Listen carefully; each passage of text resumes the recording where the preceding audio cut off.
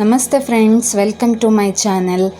ಇವತ್ತಿನ ವಿಡಿಯೋದಲ್ಲಿ ನಾನು ಬ್ಯಾಕ್ ನೆಕ್ ಡಿಸೈನಲ್ಲಿ ಬ್ರಾಡನ್ನು ಹೇಗೆ ಇನ್ಕ್ರೀಸ್ ಮಾಡೋದು ಉಷಾ 450 ಅಥವಾ 550 ಮೆಷಿನಲ್ಲಿ ಅಂತೇಳಿ ತೋರಿಸ್ತಾ ಇದ್ದೀನಿ. ಫಸ್ಟ್ಗೆ ನಾವು ಮಾರ್ಕನ್ನು ಸರಿಯಾಗಿ ಮಾಡ್ಕೊಳ್ಬೇಕು.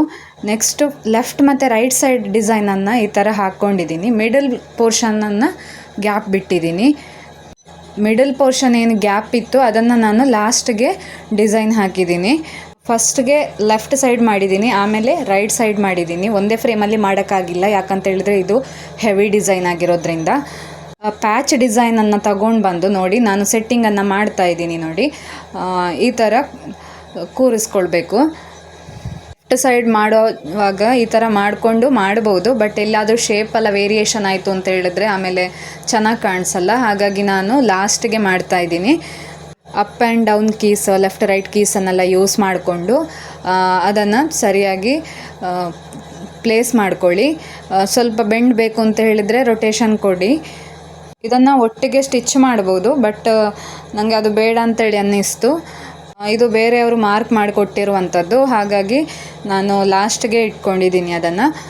ಹಾಗೆ ಎಷ್ಟು ವಾಲ್ಯೂಮನ್ನು ರೈಟ್ ಸೈಡ್ ಲೆಫ್ಟ್ ಸೈಡ್ಗೆ ಇಟ್ಕೊಂಡಿದ್ದೀರಿ, ಪ್ಯಾಚ್ಗೂ ಕೂಡ ಅಷ್ಟೇ ವಾಲ್ಯೂಮನ್ನು ಇಟ್ಕೊಳ್ಬೇಕಾಗತ್ತೆ. ರೈಟ್ ಸೈಡ್ನ ಡಿಸೈನ್ ಎಲ್ಲಿಂದ ಎಂಡ್ ಆಗಿದೆ ಅಂದರೆ ಯಾವ ಫ್ಲವರ್ ಲಾಸ್ಟಿಗಿದೆ ಅದೇ ಫ್ಲವರ್ಗೆ ಸೆಟ್ ಆಗೋ ಥರ ಪ್ಯಾಚನ್ನು ಇಟ್ಕೊಳ್ಬೇಕು ಅಲ್ಲಿ. ನೆಕ್ಸ್ಟ್ ಟ್ರಯಲನ್ನು ಮಾಡಿ ನೋಡ್ಕೊಳ್ಳೋಣ. ನೋಡಿ ಪಿಂಕ್ ಕಾಣಿಸ್ತಾ ಇದೆಯಲ್ಲ, ಅದು ಪ್ಯಾಚ್ ಡಿಸೈನು. ಅಲ್ಲಿ ರೆಫರೆನ್ಸ್ ಲೈನೆಲ್ಲ ಕೊಟ್ಟಿದ್ದಾರೆ, ಹಾಗಾಗಿ ಈಸಿ ಆಗುತ್ತೆ ಮಾಡೋಕ್ಕೆ. ರೆಫರೆನ್ಸ್ ಲೈನನ್ನು ಎಲ್ಲಿ ಹೋಗುತ್ತೆ ಅಂತೇಳಿ ಒಮ್ಮೆ ಸ್ಕಿಪ್ ಮಾಡಿ ಫಸ್ಟ್ಗೆ ನೋಡ್ಕೊಳ್ಬೇಕು. ರೆಫರೆನ್ಸ್ ಲೈನ್ ಎಲ್ಲಿ ಹೋಗ್ತಾ ಇದೆ ಅಂತೇಳಿ ನಾನು ನೋಡ್ತಾ ಇದ್ದೀನಿ. ರೈಟ್ ಸೈಡಿಂದ ಸ್ಟಾರ್ಟ್ ಆಗಿದೆ ಆ್ಯಂಡ್ ರೈಟ್ ಸೈಡ್ನ ಡಿಸೈನ್ ಮೇಲೆ ಬರ್ತಾ ಇದೆ. ಸೊ ನಮಗೆ ಅಷ್ಟೆಲ್ಲ ಬೇಡ, ಅಷ್ಟು ಸ್ಟಿಚಸನ್ನು ನಾವು ಸ್ಕಿಪ್ ಮಾಡಿಕೊಂಡು ನಾವು ಡಿಸೈನನ್ನು ಹಾಕಬೇಕಾಗತ್ತೆ. ಈ ಥರ ಎಲ್ಲ ಮಾಡುವಂಥದ್ದು ತುಂಬ ಟೈಮ್ ತಗೊಳುತ್ತೆ. ನನ್ನ ವ್ಯೂವರ್ಸ್ಗೋಸ್ಕರ ನಾನು ಈ ಸೆಟ್ಟಿಂಗನ್ನು ಮಾಡಿ ತೋರಿಸ್ತಾ ಇದ್ದೀನಿ. ಇಷ್ಟೇ ಸ್ವಲ್ಪನೇ ಗ್ಯಾಪ್ ಇದ್ದರೂ ಕೂಡ ಅದನ್ನು ಫಿಲ್ ಮಾಡೋದಕ್ಕೆ ತುಂಬ ಟೈಮ್ ಬೇಕಾಗತ್ತೆ.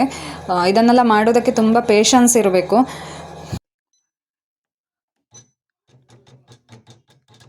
ಟೈಮ್ ಇತ್ತು ಅಂತ ಹೇಳಿದ್ರೆ ಮಾಡ್ಬೋದು. ತುಂಬ ಆರ್ಡರ್ಸ್ಗಳೆಲ್ಲ ಇದ್ದರೆ ಮಾಡೋದು ಸ್ವಲ್ಪ ಕಷ್ಟನೇ. ತುಂಬ ಟೈಮ್ ತಗೊಂಡ್ರೂ ಕೂಡ ಜಾಸ್ತಿ ಅಮೌಂಟನ್ನು ನಮಗೆ ಹೇಳೋದಕ್ಕೆ ಆಗಲ್ಲ. ಅಲ್ಲಿ ಕೆಳಗಡೆ ಆ್ಯಶ್ ಸಿಂಬಲ್ ಇದೆಯಲ್ಲ, ಅಲ್ಲಿ ಪ್ರೆಸ್ ಮಾಡಿ ಸ್ಟಿಚ್ ನಂಬರನ್ನು ಹಾಕಿದ್ರೆ ಆ ಸ್ಟಿಚ್ಚಿಗೆ ನೀಡಲ್ ಮೂವ್ ಆಗುತ್ತೆ. ತುಂಬ ಸ್ಕಿಪ್ ಮಾಡೋದ್ರ ಬದಲು ಈ ಥರ ಕೂಡ ಮಾಡಿಕೊಂಡು ನೀಡಲನ್ನು ಮೂವ್ ಮಾಡ್ಬೋದು. ಮಾರ್ಕ್ನ ಹತ್ತಿರ ಏನು ಲೈನ್ ಇದೆ, ತಿಕ್ ಲೈನ್ ಇದೆಯಲ್ಲ, ಆ ಲೈನನ್ನು ನಾವು ಫೈನಲ್ ಆಗಿ ನೋಡಬೇಕಾಗತ್ತೆ. ರೈಟ್ ಸೈಡಿಂದನೇ ಡಿಸೈನ್ ಮೂವ್ ಆಗ್ತಾ ಇದೆ. ನೋಡಿ ನಾನೀಗ ಚೆಕ್ ಮಾಡ್ತಾ ಇದ್ದೀನಿ ಎಲ್ಲಿ ಹೋಗ್ತಾ ಇದೆ ಅಂತೇಳಿ. 2 ಲೀಫ್ನ ನಡುವೆ ಒಂದು ಫ್ಲವರ್ ಬರಬೇಕು, ಆ ಥರ ಈ ಪ್ಯಾಚನ್ನು ನೀವು ಸೆಟ್ ಮಾಡಬೇಕಾಗತ್ತೆ. ಗ್ರಾಫಲ್ಲೇ ಈ ಸೆಟ್ಟಿಂಗನ್ನು ಮಾಡ್ಕೋಬೇಕು. ಅಪ್ ಆ್ಯಂಡ್ ಡೌನ್ ಕೀಸನ್ನು ಯೂಸ್ ಮಾಡಿಕೊಂಡು ಪ್ಯಾಚ್ ಡಿಸೈನನ್ನು ಮೇಲೆ ಕೆಳಗೆ ಮಾಡಿಕೊಳ್ಳಿ. ಯಾಕಂತ ಹೇಳಿದರೆ ಆ ಲೈನನ್ನು, ಲಾಸ್ಟ್ ಲೈನನ್ನು ಸರಿಯಾಗಿ ಜೋಡಿಸಿದ್ರೆ ನಮಗೆ ನೆಕ್ಸ್ಟ್ ಡಿಸೈನ್ ಕೂಡ ಸರಿಯಾಗಿ ಬರುತ್ತೆ. 100% ಪರ್ಫೆಕ್ಟ್ ಅಂತೇಳಿ ಬರಲ್ಲ, ಕೆಲವೊಂದು ಸಲ ಸ್ವಲ್ಪ ವೇರಿಯೇಷನ್ ಆಗುತ್ತೆ, ಬಟ್ ಅದು ನೆಗ್ಲಿಜಿಬಲ್. ಸ್ಟಿಚ್ಚೆಲ್ಲ ಮಾಡುವಾಗ ಅದು ಅಷ್ಟೊಂದಾಗಿ ಹೈಲೈಟ್ ಆಗಲ್ಲ. 1 ಪಾಯಿಂಟ್ ಅಥವಾ 2 ಪಾಯಿಂಟ್ ಮೇಲೆ ಕೆಳಗೆ ಹೋಗ್ಬೋದು. ಪ್ಲಸ್ ಅಥವಾ ಮೈನಸ್ ಕೀಯನ್ನು ಪ್ರೆಸ್ ಮಾಡಿ ಒಂದು ಸ್ಟಿಚ್ ಮೇಲೆ ಹಾಗೆ ಒಂದು ಸ್ಟಿಚ್ ಕೆಳಗೆ ನೋಡಬೇಕು, ಅಂದರೆ ಕರೆಕ್ಟಾಗಿ ಜಾಯಿಂಟ್ ಆಗಬೇಕು.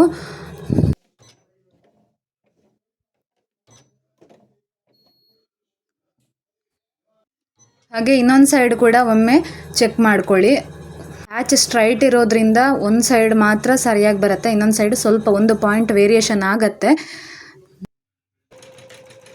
ಎಲ್ಲ ಸರಿಯಾಗಿ ಸೆಟ್ ಮಾಡಿದ ಮೇಲೆ ಡಿಸೈನನ್ನು ಹಾಕ್ಕೊಳ್ಳೋಣ. ಇಷ್ಟು ಸ್ಪೇಸ್ ಫಿಲ್ ಆದಮೇಲೆ ಮೆಷಿನನ್ನು ಸ್ಟಾಪ್ ಮಾಡಬೇಕು. ಇಲ್ಲ ಅಂತ ಹೇಳಿದ್ರೆ ಆಲ್ರೆಡಿ ಇರುವಂಥ ಡಿಸೈನ್ ಮೇಲೆ ಪುನಃ ಡಿಸೈನ್ ಆಗುತ್ತೆ.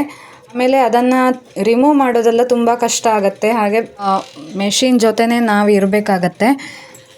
ಮೆಷಿನ್ ಮೇಲೆ ಕಂಟ್ರೋಲ್ ಅಂತೇಳಿ ನಮಗೆ ಇರಲ್ಲ, ಯಾಕಂತ ಹೇಳಿದರೆ ಡಿಸೈನ್ ಯಾವ ಥರ ಇರುತ್ತೆ ಆ ಥರನೇ ಮೆಷಿನ್ ರನ್ ಆಗುತ್ತಾ ಹೋಗುತ್ತೆ.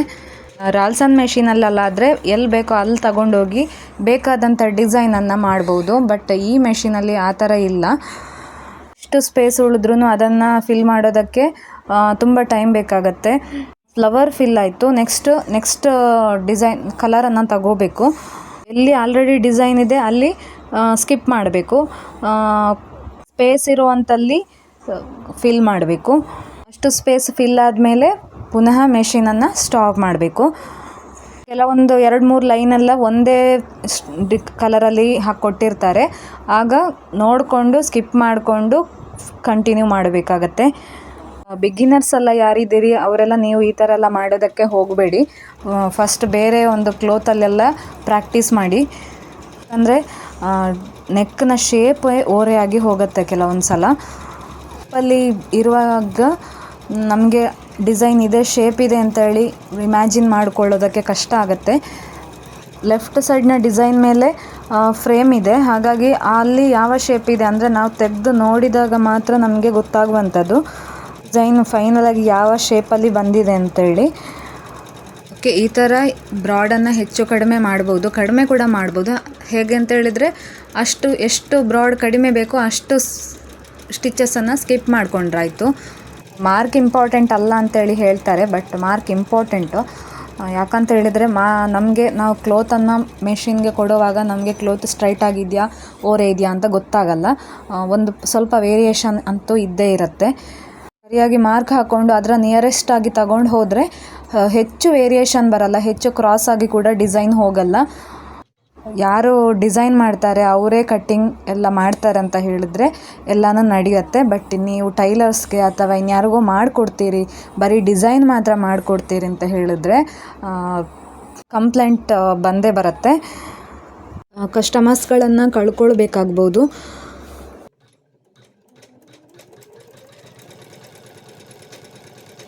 ಫೈನಲ್ ಆಗಿ ಡಿಸೈನ್ ಫಿನಿಶಿಂಗ್ ಆಯಿತು. ತುಂಬ ಟೈಮ್ ಬೇಕಾಯಿತು ನನಗೆ ಬ್ಯಾಕ್ ನೆಕ್ಕನ್ನು ಕಂಪ್ಲೀಟ್ ಮಾಡೋದಕ್ಕೆ.